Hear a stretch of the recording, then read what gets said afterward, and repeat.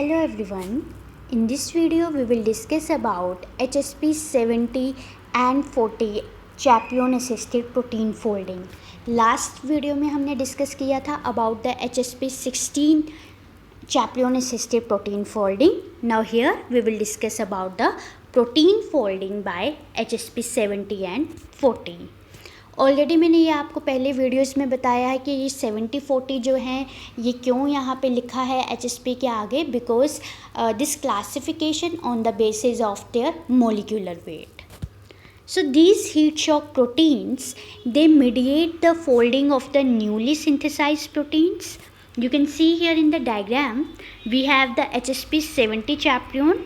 यहाँ पे ये इसका मेन बेस है और ये ऊपर वाला जो पोर्शन है, this portion is the lid part, and in the center you can see this protein cavity where the substrate protein का मतलब है आपकी unfolded protein आके यहाँ पे attach हो गई.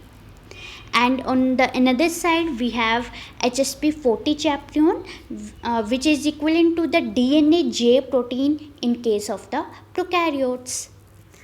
So firstly अगर हम HSP 70 protein की बात करें, this is the main primary chaperone which will assist the protein folding, and in this we have three structural domains.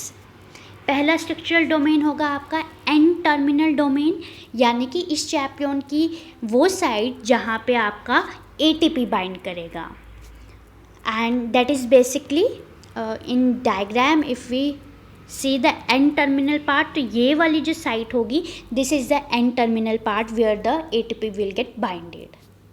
Next one is the substrate binding domain which will binds the substrate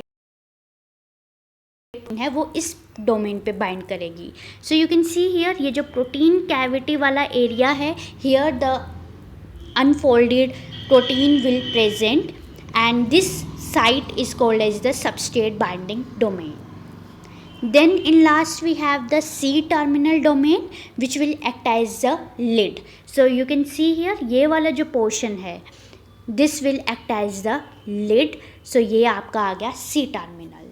ठीक है, तो इस HSP 70 chaperone में अगर हम तीनों domains को दिखाएं तो this one is the N terminal domain where ATP will bind.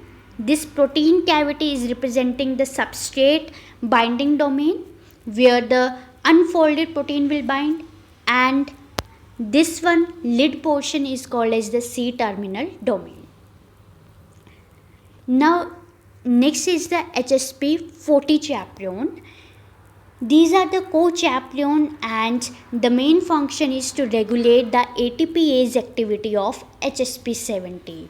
जहाँ पे ये ATP बाइंड किया है इसकी एक्टिविटी को ये रेगुलेट करता है and it will helps the HSP 70 to assist the folding. Now this is about the general introduction of the HSP 70 and 40 chaperones. Now we will see the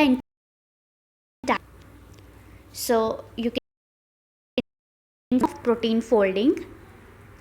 So firstly आप यहाँ पे देख सकते हो आपके एक डोमेन साइड पे ATP present है and this upper portion is the lid and बीच में ये कैविटी है. एट दिस टाइम ये जो आपका HSP 70 प्रोटीन है इसको हम बोलते हैं ये आपका ओपन कन्फॉर्मेशन में है because the lid is open here, right.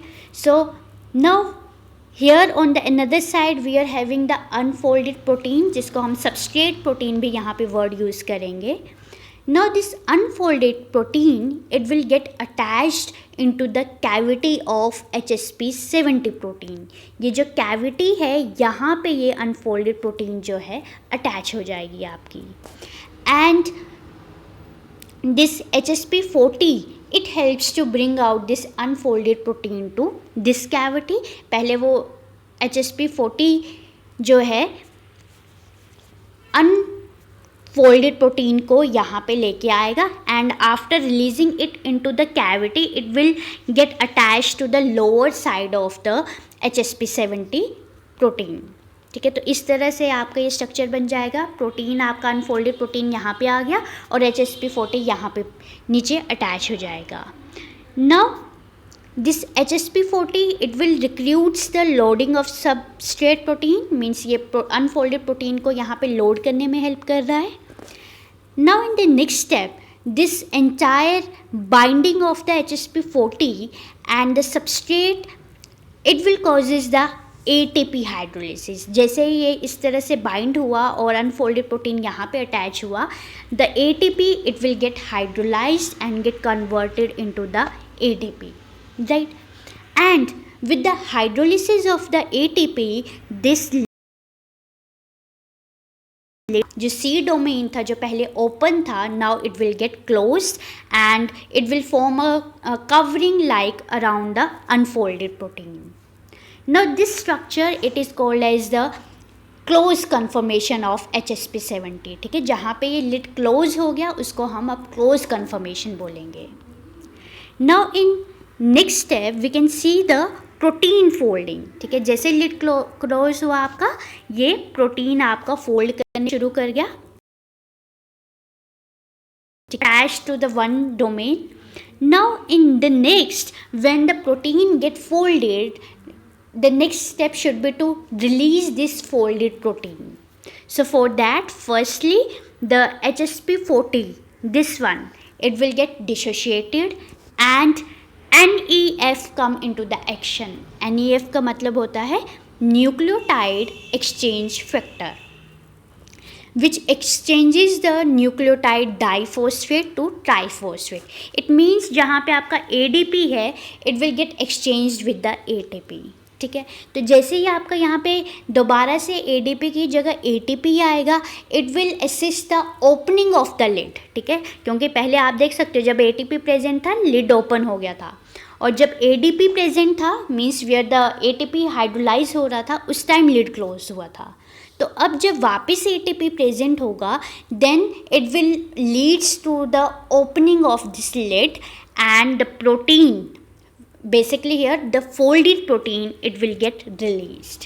ठीक है, तो ये आपकी अगेन ओपन कन्फर्मेशन बन गई, आपका फोल्डेड प्रोटीन जो है दोबारा से रिलीज हो गया, and now again it will get empty and new unfolded protein और the substrate protein can bind into this empty cavity of the HSP70 protein, and the process repeated again to form one another folded protein.